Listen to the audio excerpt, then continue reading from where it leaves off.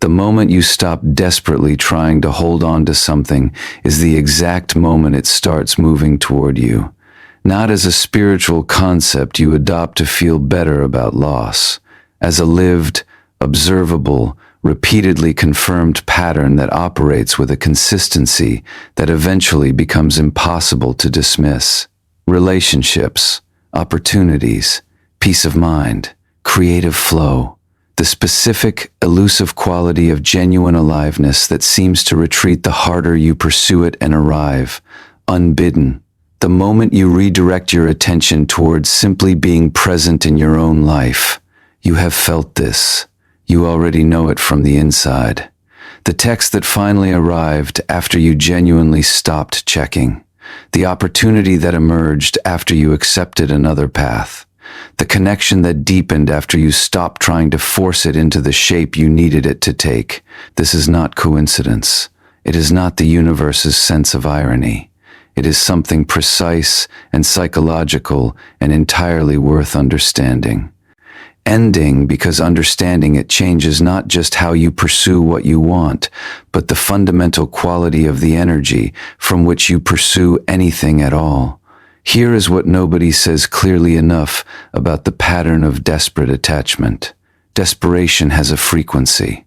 A specific, physically felt, entirely recognizable quality of energy that your body knows from the inside, the tightness in the chest, the anxiety humming beneath the surface of ordinary experience, the specific exhaustion of someone whose entire nervous system is oriented around an outcome that has not yet arrived, and that feels, at the level below rational thought, like the thing that will finally make everything okay. That frequency is not neutral. It communicates to other people, to opportunities, to the specific quality of your own thinking and perception and presence. And what it communicates is not readiness to receive. It is the specific signal of a system organized around lack, around the felt absence of tea. The thing being pursued rather than around the genuine fullness that makes genuine receiving possible. You have been pursuing from emptiness. And emptiness attracts its own reflection. What follows is the understanding that changes the pursuit entirely. To understand why letting go works, you have to understand what desperate attachment is actually doing in your nervous system, not conceptually, but physiologically, and why that physiological state produces the specific, consistent, endlessly frustrating outcome of pushing away the very thing it is organized around obtaining. When you are in a state of desperate attachment to an outcome, your nervous system is in a state of threat response, not the acute, high-intensity threat response of immediate danger, the low-level, sustained, chronically activated threat response of a system that has identified an absence as dangerous. The specific physiological reality of someone whose sense of completeness, safety, or worth is contingent on an external outcome that has not yet materialized. In this state, your perception narrows. Your capacity for genuine presence diminishes.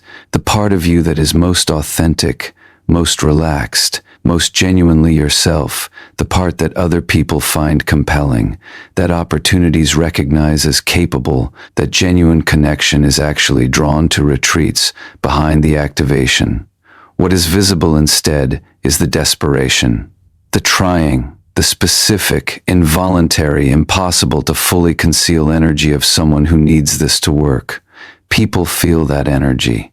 They respond to it with the instinctive withdrawal of someone encountering need that is larger than the interaction was designed to hold, not because they are cruel, because genuine connection, genuine collaboration, genuine mutual engagement, these require two people who are each bringing something from fullness rather than one person whose fullness depends on what the other provides.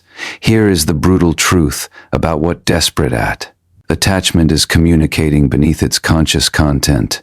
It says, I am not complete without this. My worth, my peace, my fundamental okayness is contingent on this external thing arriving and being what I need it to be. And that message, received by another person or by an opportunity or by your own capacity for clear thinking and genuine presence, activates a specific response. Not the response of someone who wants to provide what is being asked for. The response of someone who recognizes that no external thing can actually provide what is being asked for, because what is being asked for is not the thing itself, but the specific interior state that has been outsourced to the thing's arrival. What you are actually chasing is a feeling. And the feeling is available from inside you right now without the thing's arrival. This is the shift that changes everything. Not giving up. Coming home to yourself first. Here is where most people misunderstand the principle and where the misunderstanding prevents them from actually applying it. Letting go does not mean not caring. It does not mean manufactured indifference or the performed casualness of someone pretending not to want what they genuinely want. It does not mean passive withdrawal from engagement with the world or the spiritual bypass of genuine desire in favor of a detachment that is actually just suppression wearing philosophical clothing. It means something more specific and more demanding than any of those things. It means releasing the grip on the outcome while maintaining genuine engagement with the action. It means showing up fully with your actual capability, your genuine presence, your real investment in doing the work well without attaching your sense of completeness to whether the outcome arrives in the form you envisioned on the timeline you preferred. It means deciding, and this is the decision that requires genuine interior work rather than intellectual agreement that your wholeness does not depend on the thing's arrival.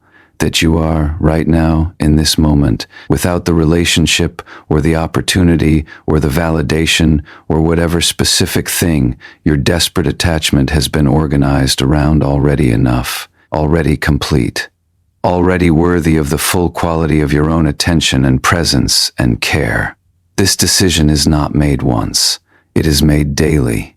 In the specific, small, repeated moments where the old pattern, the checking, the forcing, the rehearsing, the calculating presents itself as the available option, and you choose, deliberately, and with the full acknowledgement of the difficulty of the choice, to redirect. Redirect toward what? Toward the life that is actually present right now. The relationships that are genuinely here. The work that is genuinely available. The specific, irreplaceable, right now experience of your own existence, which has been largely bypassed in the sustained forward orientation of someone whose attention is perpetually in T. The future, at the destination, waiting for the arrival of the thing that will finally make the present feel worth inhabiting. Here is the specific interior practice that produces genuine letting go. When you feel the grip, the specific physical chest or stomach located tightness of desperate attachment, pause. Place your hand on your heart, breathe, and say, with whatever genuine feeling is available in the moment, I am already whole. I release this outcome with love. What is genuinely meant for my life will not miss me. Not as a technique for getting the outcome to arrive faster.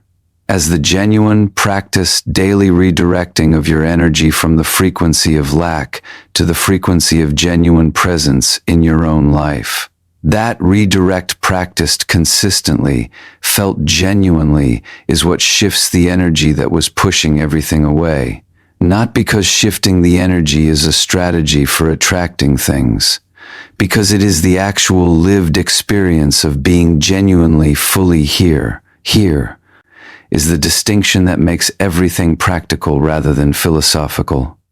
There are two fundamentally different qualities of action available to a person pursuing anything. And the difference between them is not in the action itself, not in what is done externally, but in the interior state from which the action emerges.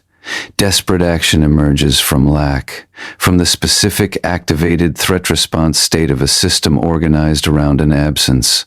It looks like continuous activity checking, applying, reaching, forcing, monitoring, but the activity is fueled by fear rather than genuine engagement. Its energy is contracted. Its presence is fragmented, partly in the action, partly in the anxious monitoring of whether the action is working, partly in the rehearsal of what to try next if it does not. This action is exhausting. It produces results that feel hollow even when they arrive. It communicates the desperation that underlies it to everyone who encounters it, and it is entirely unsustainable because the energy source driving it is fear, and fear depletes faster than it renews.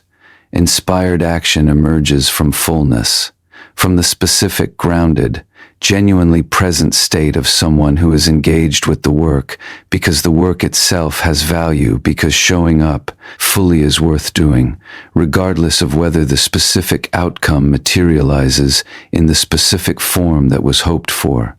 Its energy is open. Its presence is complete. It communicates the specific quality of genuine capability and genuine groundedness that opens doors not through force, but through the natural attraction of someone who is genuinely, fully themselves. This action is sustainable. It feels alive even when outcomes are uncertain. It produces the specific quality of authentic presence that genuine connection and genuine opportunity consistently respond to. The difference between these two states is not willpower. It is not discipline.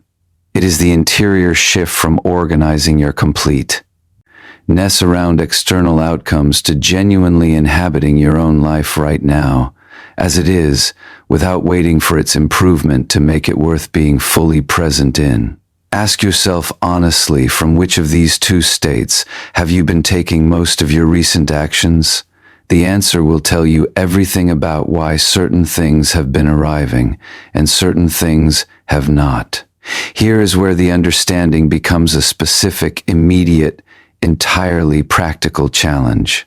Not a philosophy to think about, an action to take today, before the day ends.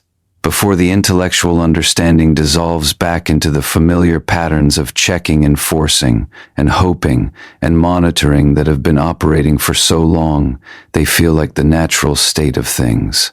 Right after you finish with this script, choose one thing you have been gripping tightly. 1.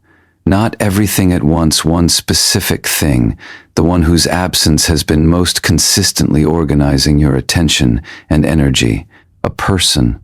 An outcome, a validation, a result you have been waiting for with the specific, activated energy of someone whose completeness depends on its arrival.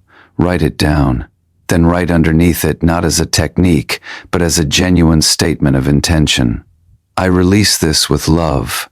My wholeness does not depend on this outcome. What is genuinely right for my life will not miss me. I choose to redirect my energy toward being fully present in my actual life right now. Then, and this is the essential, non-negotiable part, do something today that has absolutely nothing to do with the thing you just wrote down. Something that brings you genuine pleasure. Something that reminds your nervous system that your life, right now, without the outcome's arrival, is full and real and worth inhabiting completely. Not as a distraction, as a genuine, deliberate, physiologically real signal sent to a nervous system that has been running the frequency of lack for too long. The signal that says, I am here, I am whole, I am not waiting for my life to begin, it is already happening. Here is the truth about what this practice builds over time. As you redirect consistently, daily, in the small moments, rather than waiting for the dramatic, transformative experience, your default interior state shifts.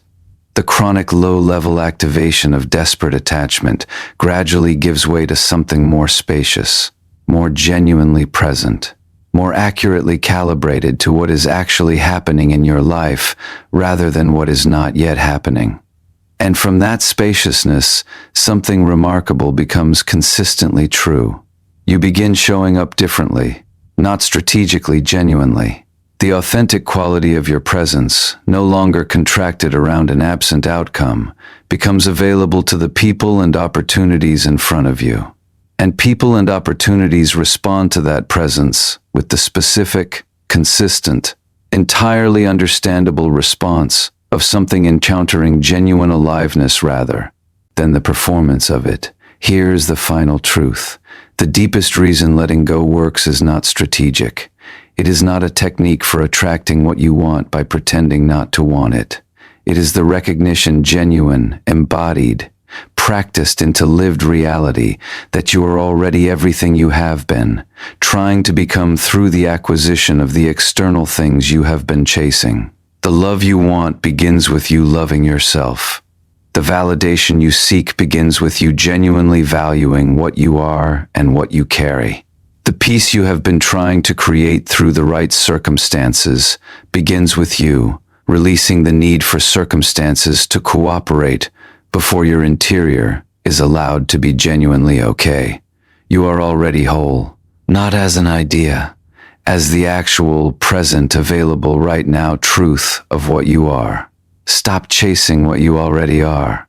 Start being it completely, without waiting for the external confirmation, without one more moment of organizing your wholeness around the arrival of something outside you. Your life is full right now. It has been full the entire time you were waiting for it to become enough. Come home to it, let go, and watch what has always been yours find its way back to you.